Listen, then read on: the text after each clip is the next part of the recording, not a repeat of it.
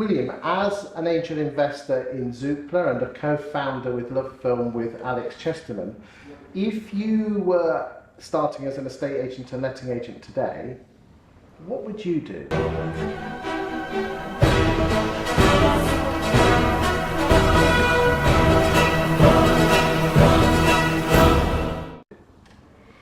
If I was starting a new agency business today, what would I do? Well, it would have to have technology in it, because I think technology is how you compete. I think it's got to be making the most use of data as well, and I think that there are different ways to do that, but you can do that internally, and you can do that actually potentially by giving landlords, giving renters more information about how their property is performing or what opportunities they have. And I think it's got to think ambitiously.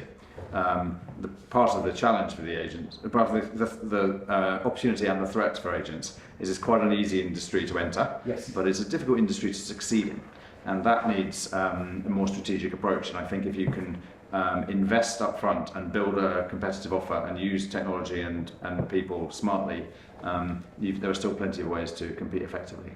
Just before you go, I just want to pick your brains, because obviously you're in a great position running lots of businesses. What would you say to someone who has multiple branches as an estate agent on how to motivate different people in different locations, their branch managers and their staff? Because if you don't know, I don't know who will.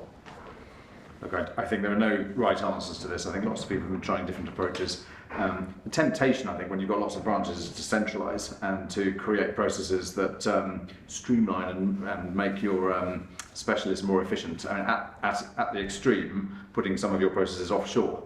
And I think that the issue there is actually every time you put a step into a process, you create risks for errors and mistakes.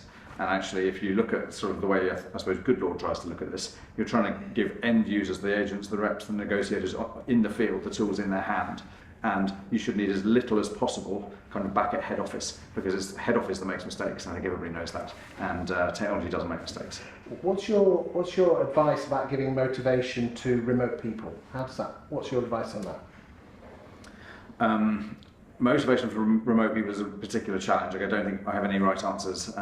We are fortunate here, and we've got everybody in Goodlord is actually in the head office, and that is a big advantage for our culture. But of course, if you've got a field force, then that doesn't always work, and you've really got to invest in communications, invest in technology, invest in making sure that they feel like they're part of a team, even though they're often in quite a lonely job out on the road by themselves.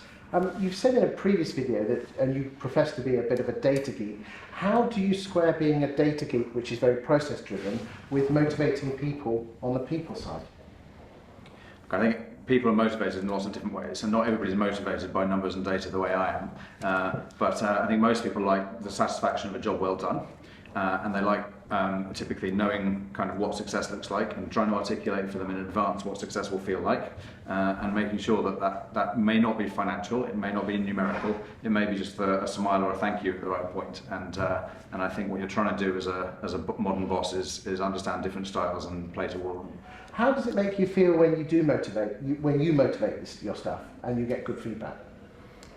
So we're always looking at Goodlord for as much feedback as possible. We believe in being open and transparent, and we try and do that in our daily jobs. And that means that we actually get a daily email from a sort of staff survey, and if people are not happy, you know about it straight away.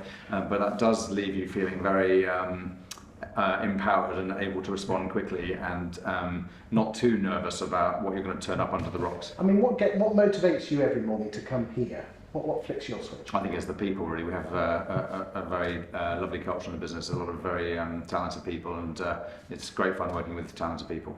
Excellent, thank you very much. Thank you, Chris.